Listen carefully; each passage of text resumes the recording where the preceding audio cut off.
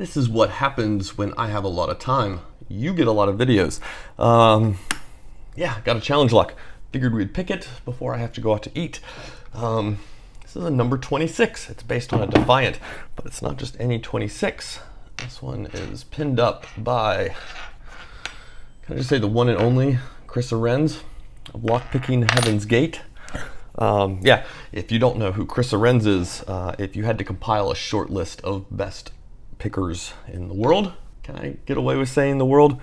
Someone want to argue with me in the comments?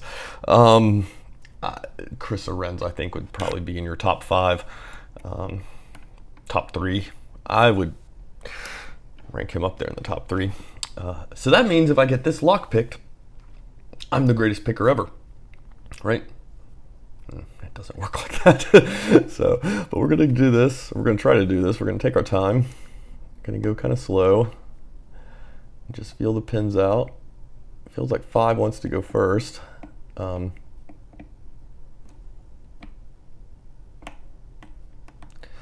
do have another Chris Ahrens lock actually in my collection, and I have been sitting on it for a while,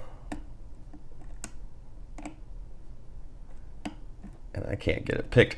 I'm hoping that his skill is hindered by the fact this is a Defiant. So 5, I kind of nudged a few others. 5 is feeling pretty good.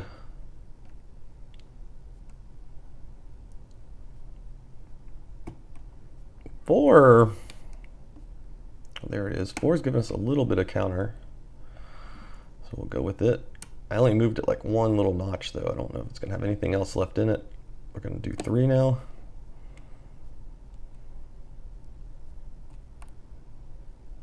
Check 1 and 2.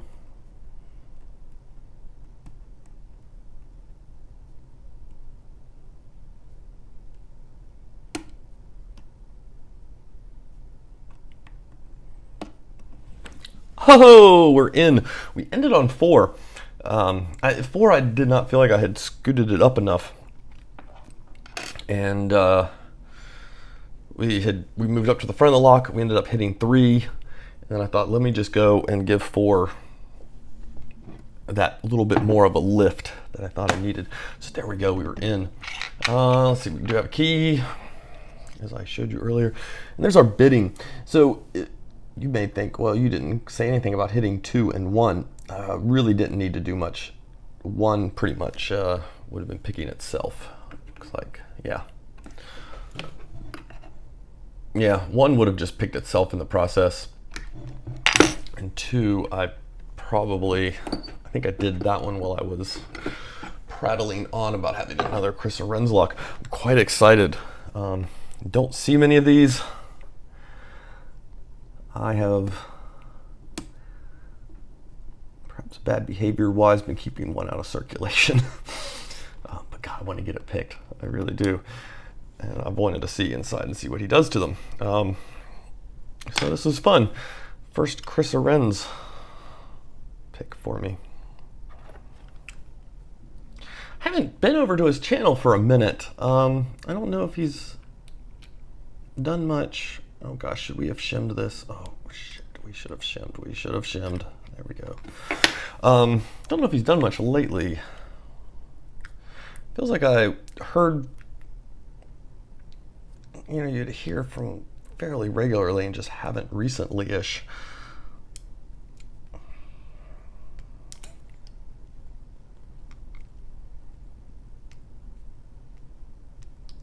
Wow, I'm having trouble getting the shim in. I think that'll probably do though. Famous last words.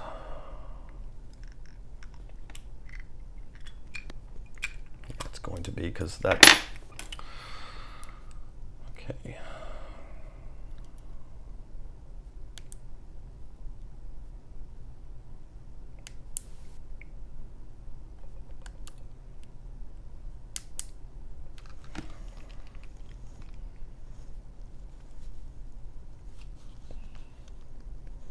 That is really tight. It's like it's banging into a pin.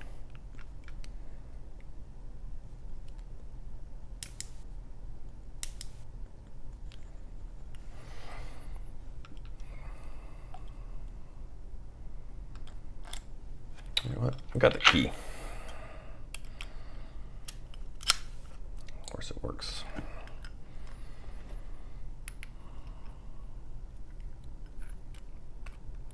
Let's just balance it up there and see if we can roll this through well enough to... Yeah, we're definitely hanging up on something. All right, I'm gonna do this the way I hate to do it.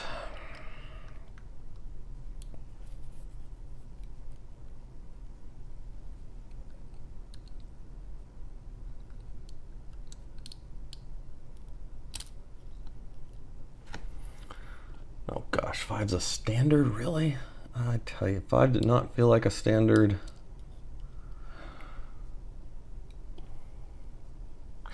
Four has some deep serrations, and it's not a surprise. Oh gosh, 3,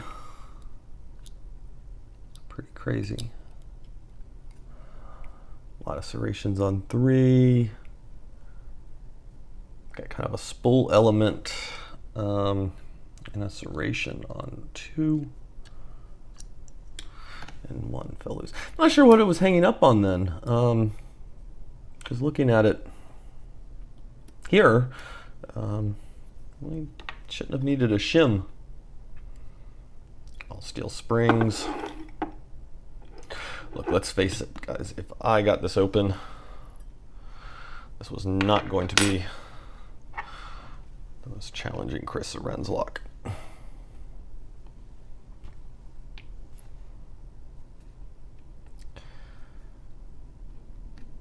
Yeah, I know. I don't think I don't have very many followers. Don't have a lot of the non-lockpicking group either. Like, you know, Lockpicking Lawyer has. But it is always funny to me because he has quite the fanboy collection. I'm not trying to knock him at all, Lockpicking Lawyer, but it's just funny to me because he has a huge following and they're very fanboy. And then you've got Chris Ahrens, who just is absolutely incredible. Yeah, it looks like we've got some very, very thin undercutting on chambers 1, 2, 3, and 5. Okay, let's flip the camera around and take a look at this. So here we go. You know, and I mean, they're really well done.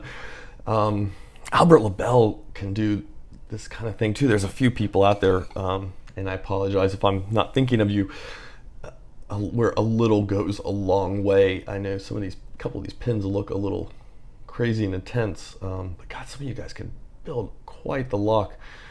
And you've got all these standard pins in here. I mean, look at this. We are running standards all across the key pins except for one, which, you know, if we look at that cut, you can see why you'd want to try to go and potentially lock somebody up in an overset on their pin 1, because if you lift that too far, and it's going to be very prone to that the way it was sitting. The camera's just doing a better focusing job right now down there, so let's just do it that way. So yeah, driver 1, we've got this double spool element thing. I'm going to be surprised if that whole thing is sitting in there. This thing is sitting almost all the way up to the top. We'll take a look at the at-rest state at the end. That's a really cool pin because we do have a spool element going on in the middle of it there, and then this crazy deep serration. It's not small enough for me to call it a T-pin, I don't think. It does have a bit of a T-pin-ish element to it there. And it's just backed up by a standard. That guy, God, those are some even cuts. Look at that, the way they're spaced. Almost looks like a little chalice or something. But yeah, just basically, it's almost a double spool is what we're looking at. And I would have expected, from what I was feeling, 5 to look more like this. I really thought 5 had some serrations on it. Now it could be my pick was grabbing, or I was feeling something coming through the pick from one of these. That's entirely possible. standard in 5 definitely surprised me. And you can see our core work here. And he's definitely got something going on here with the cuts, because if we look at chamber 4, it does not have that little nut, that little cliff there or whatever, but it's very lightly done. So yeah, let's take a look at them in their at-rest state. I'll get them loaded up and we'll cut back. So here we are in our at-rest state. You notice I don't have the driver in for 1, and that's because 1 is sitting so close. It just didn't really want to sit in there. It does sit in a little deeper, I will say, than what I got the feeling of from looking at the key cut. I was expecting it to be sitting up much, much closer to the very edge there.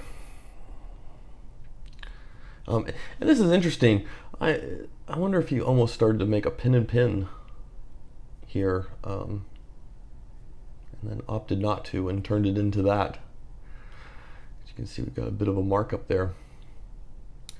But yeah, you can see like these pins, with the exception of number 1, everything's sitting down there really well and good. I mean, you know, you can make an argument for this guy, but so you're getting the full take on pretty much all of these pins, which is what you want. God, the thing hangs up just trying to pull it out.